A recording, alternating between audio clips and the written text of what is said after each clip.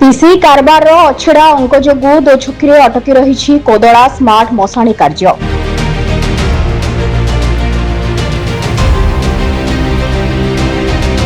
ସରକାରଙ୍କ ବହୁମୁଖୀ ଯୋଜନା କାର୍ଯ୍ୟକାରୀ ହେଉଛି ସତ, ହେଲେ ଏହାର ସୁଫଳ କିଏ କେତେବେଳେ କେଉଁଠି ନେଉଛି ତାହା ଜାଣିବା କାଠିକର ପାଠ।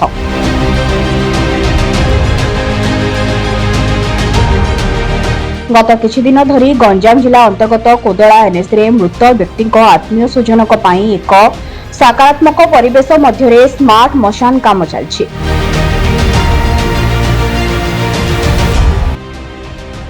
ତେବେ ଦୁର୍ଭାଗ୍ୟର କଥା ହେଉଛି ଏହି କାମ ଏଯାବତ୍ ସମ୍ପୂର୍ଣ୍ଣ ହୋଇପାରୁନି। ଗଞ୍ଜାମ କୋଦଳା ଏନ୍ଏସିରେ 2021-22 ଆର୍ଥିକ ବର୍ଷରେ ତଥା ପୂର୍ବ ସରକାରଙ୍କ ଦ୍ୱାରା ଅନୁମୋଦିତ ହୋଇଥିଲା ସ୍ମାର୍ଟ ମଶାନ, ହେଲେ ଏହି କାମ କେବେ ସରିବ ସେ ନେଇ ଅନିଶ୍ଚିତତା ଦେଖାଦେଇଛି। ଗୋଟିଏ ପର୍ଯ୍ୟାୟରେ ଟେଣ୍ଡର ହୋଇ ପାଚେରୀ କାମ ଶେଷ ହୋଇଥିବା ବେଳେ ପୁଣି ଆଉ ଏକ ପର୍ଯ୍ୟାୟରେ ପ୍ରାୟ 50 ଲକ୍ଷ ଟଙ୍କାର ଟେଣ୍ଡର ହୋଇଛି। ମାତ୍ର ଦୁଃଖର ବିଷୟ, ଏହି କାର୍ଯ୍ୟ ଅତି ନିମ୍ନମାନର ହୋଇଥିଲେ ମଧ୍ୟ ଏ ବାବଦରେ କୌଣସି ତଦନ୍ତ ହେଉନାହିଁ କି କାର୍ଯ୍ୟର ସେଭଳି କୌଣସି ଅଗ୍ରଗତି ହେଉନଥିବା ଦେଖାଯାଉଛି।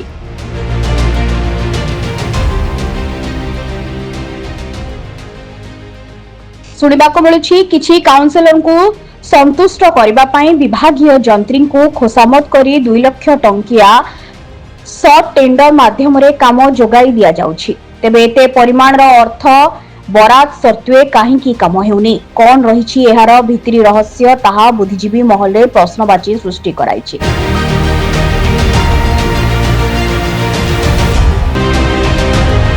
ଅପରପକ୍ଷେ ପିସି ଭାଗ ନ ଛାଡ଼ିବା ଯୋଗୁଁ କାର୍ଯ୍ୟରେ ବିଳମ୍ବ ହେଉଥିବା ଶୁଣାଯାଉଛି।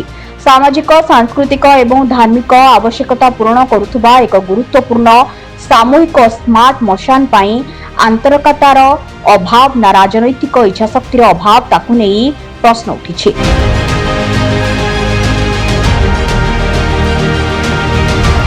ନିରାପଦ ଏବଂ ଉପଭୋକ୍ତା ଅନୁକୂଳ ସେବା ପ୍ରଦାନର ଆଶା ପୂରଣ କରିବା ପାଇଁ ଶ୍ମଶାନ ଭିତ୍ତିଭୂମିର ବିକାଶ ଜରୁରୀ ଥିବା ବେଳେ ଅର୍ଥ ବରାଦ ସତ୍ତ୍ୱେ କାମ ଶେଷ ନ ହେବା ଦୁର୍ଭାଗ୍ୟର ବିଷୟ ବୋଲି କହିଛନ୍ତି ଏନ୍ଏସି ଉପାଧ୍ୟକ୍ଷା।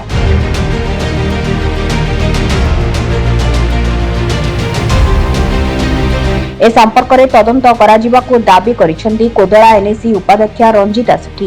ଏନ୍ଏସି କାର୍ଯ୍ୟନିର୍ବାହୀ ଅଧିକାରୀ କୃଷ୍ଣଚନ୍ଦ୍ର ରଥଙ୍କୁ ଏ ସମ୍ପର୍କରେ ପଚାରିବାରେ କଣ ହୋଇଛି ମୁଁ ଜାଣିନାହିଁ, ବୁଝିକି କହିବି।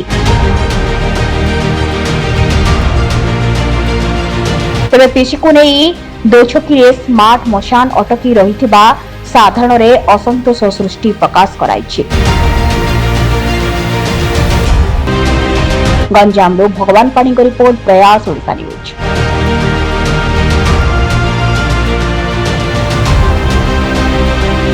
रिपोर्ट प्रयास न्यूज न्यूज को अपडेट पाई शेयर, लाइक, सब्सक्राइब करूँ। अधिक खबर पाई www.prayasnews.in सर्च करूँ। धन्यवाद।